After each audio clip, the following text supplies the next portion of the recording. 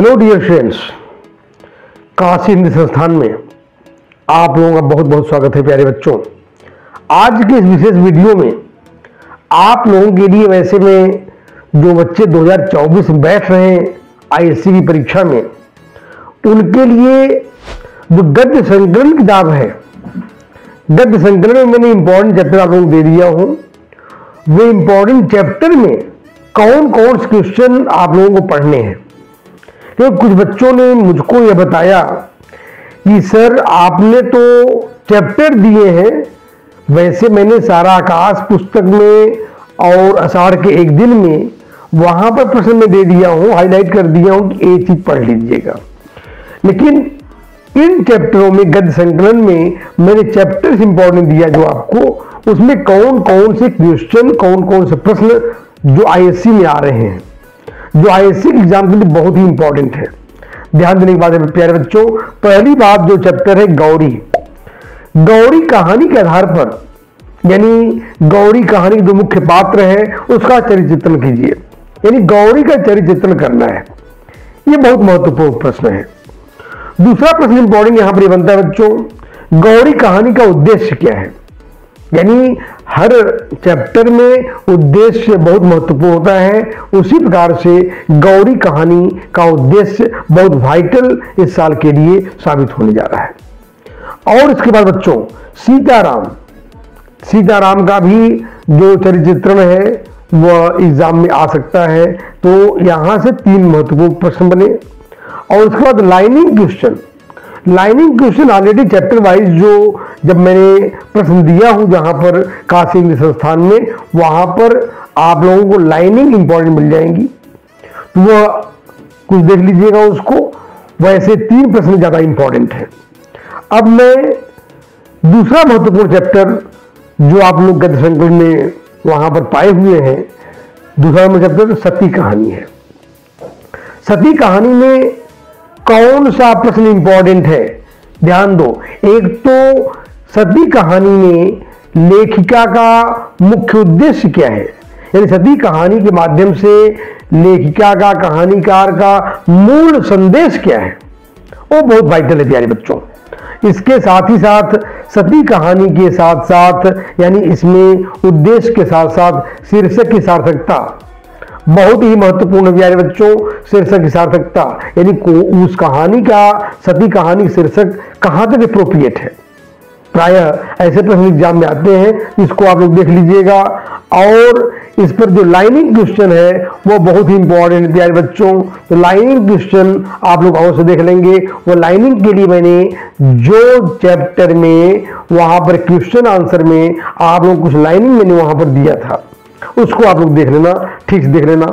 इसके बाद शरणागत कहानी 4 नंबर में, शरणागत कहानी बहुत ही वाइटल है प्यारे बच्चों। शरणागत कहानी का उद्देश्य याद रखिएगा, शरणागत कहानी का मूल उद्देश्य क्या है, उसके यानी माध्यम से लेखक ने क्या कहने का प्रयास किया है उसको स्पष्ट कीजिए। ये बहुत इंपॉर्टेंट प्रश्न रहेगा।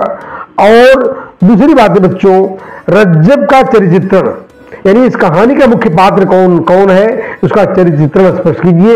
यह प्रश्न रज्जब का चरित्र चित्रण। और ठाकुर साहब का भी चरित्र चित्रण वो 5 नंबर में कहीं आ सकता है, 4 नंबर में, जिसको आप लोग हल्का सा देख लीजिएगा। और शरणागत कहानी की शीर्षक की सार्थकता याद रखें, यह भी इंपॉर्टेंट पहलू है। शरणागत कहानी के शीर्षक की सार्थकता को आप अवश्य पढ़ लेंगे।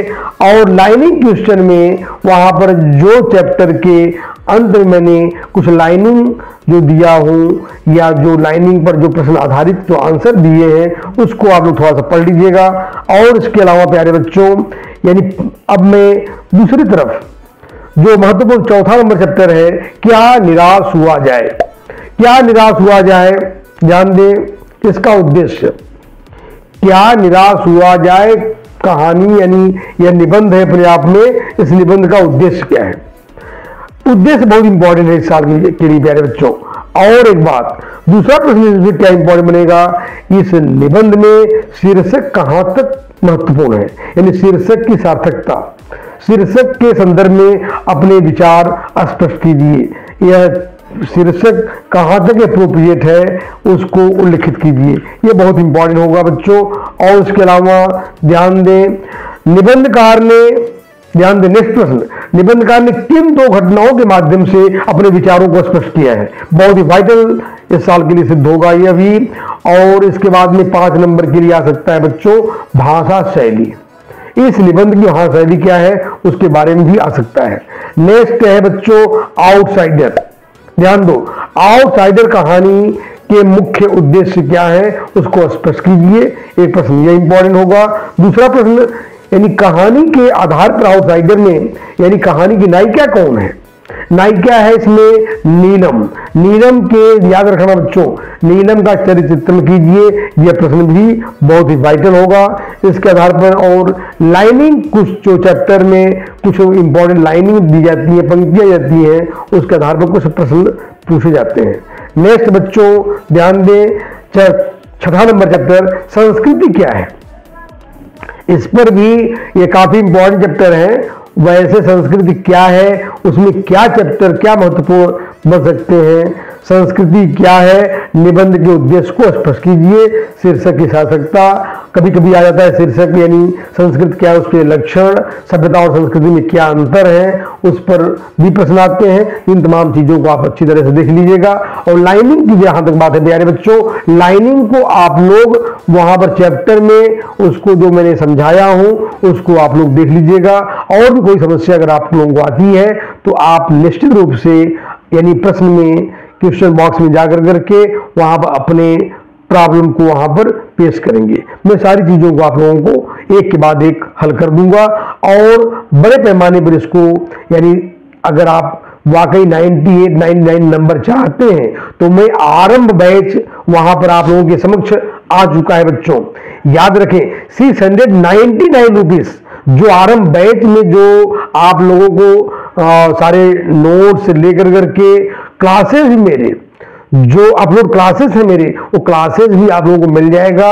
और इस बार मात्र केवल 199 रुपीज में आप लोगों के समक्ष आरंभ बैच, वह आपके लिए नोट्स और क्लासेस भी लेकर करके एक साथ आया हुआ है और तमाम विशेषताएं उसमें हैं। इस तरह से बड़े पैमाने पर आरंभ बैच को लेकर के खरीद करके वाकई 98, 90 नंबर 99 जैसे मार्क्स को कैसे प्राप्त करें, यह आरंभ बैच में जरूर आप लोगों को सारी चीजें प्राप्त हो जाएंगी बच्चों। धन्यवाद।